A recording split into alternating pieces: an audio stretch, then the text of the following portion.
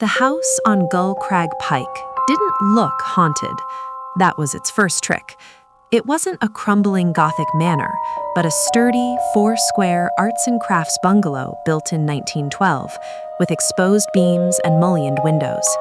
It faced the roaring Pacific with a grim, dignified patience. The locals called it the Silence, not because it was quiet, but because it made quiet. Birds didn't nest in its eaves, breezes died on its doorstep. Sound itself seemed ashamed to trespass there. Its history was a series of quiet tragedies, not violent hauntings. A shipwright who built it went stone deaf within a year and walked into the sea. A widow who lived there for decades was found perfectly preserved in her bed, a smile on her face, her ears filled with smooth, gray wax. A family in the 70s fled after a month, the parents hysterical, the children mute and blank-eyed. They left all their possessions behind.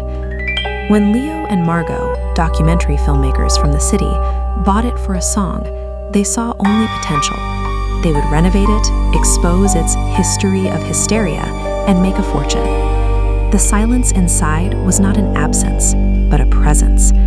It was a thick, velvety substance that swallowed the crash of the distant waves and the thump of their own hearts. Their first night, they joked about the quiet. Their laughter hit the walls and dropped dead to the floor. The phenomena began subtly as the house learned them. Margot, an avid cellist, brought her instrument. The first note she played didn't resonate. It was absorbed, pulled from the air. Then, hours later, as she read in bed, that same note, flat, lonely, and perfectly replicated, echoed from the empty living room. The house was replaying what it had consumed. Leo found his razor moved from the bathroom to the attic, its blade gleaming under a single dust mote in a sunbeam, as if on display. He started filming everything, his camera becoming a third eye in the suffocating quiet. One night, reviewing footage, he saw it. In the background of a shot of the fireplace, the reflection in a dark window. Not of the room, but of a different room. A nursery with a slowly rocking chair, empty. The camera hadn't picked up the motion, only the reflection held it. The house wasn't haunted by ghosts, it was haunted by silence. It had, over a century, absorbed every unspoken thought, every stifled cry, every secret whispered in its rooms.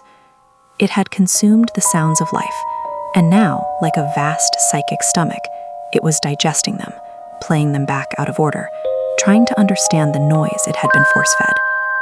It began to target their inner sounds. Leo woke to the feeling of something pressing not on his ears, but inside them. He could hear Margot screaming in the kitchen, but her mouth was closed, her face peaceful in sleep. He was hearing her nightmare. The house was pulling their private, internal noise out into the open. Margot started sleepwalking, drawn to the sealed-off attic door. She'd press her ear against it, whispering, "It's so loud in there." Leo's camera footage grew more horrific. He filmed Margot having a conversation with empty air, her side of it cheerful, the responses existing only as slight, timed depressions in the air, as if something invisible was sitting on the sofa. He filmed a shadow that didn't match the furniture, a shadow that was the exact shape of a sound wave, a frozen scream in darkness on the wall. The final descent began with the whispers. They came from the walls, but they were in their own voices. Phrases they'd thought but never said out loud. "I hate the way he chews. She's getting fat. I should never have married her. I'm so bored of him." The house was vomiting up the toxic, silent digest of their own marriage. They stopped speaking to each other, terrified of giving the house more material. They communicated by notepad. The house, frustrated by the new quiet, grew inventive. One morning, they found the kitchen table set for 3. In the third bowl, their alphabet soup had arranged itself into letters. "I am hungry. Talk." Margot broke first. She screamed at Leo, a torrent of stored-up grievances. The house thrived. The walls shimmered. The windows vibrated. The silence drank her anger like vintage wine. Emboldened, it began to manifest the previous tenants' absorbed silences.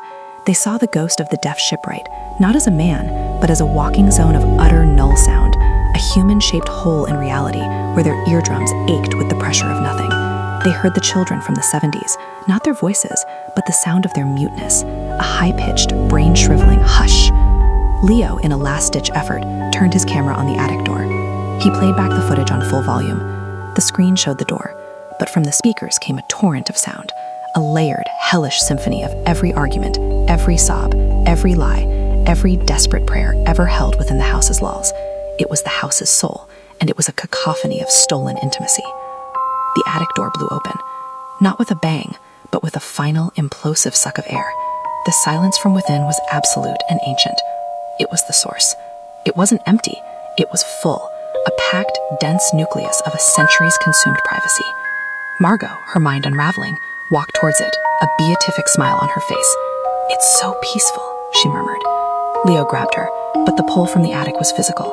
It was hungry for their last sound, the sound of their sanity leaving them. He did the only thing he could think of. He threw his still recording camera into the heart of the attic darkness. For a single glorious second, there was real noise, the clatter of plastic and glass. Then a new, profound silence descended, a satisfied silence. The search party found the house days later, empty. Leo and Margot were gone. Their car was in the garage. Their wallets were on the sideboard. Leo's notepad had a final frantic scribble. "It eats the echoes. It eats the sound of thought. It wants the noise inside the skull." And on the dining table, the soup letters had arranged once more. They now spelled, in perfect creamy white broth, "Thank you for the meal." The new owners, a young couple from out of state, were thrilled with the price. On their first tour, the realtor raved about the peace and quiet. "It's so serene," she said, her voice already softening, being gently pulled from her lips. "Just listen." They stood in the hall, smiling, and they listened to the perfect, hungry silence.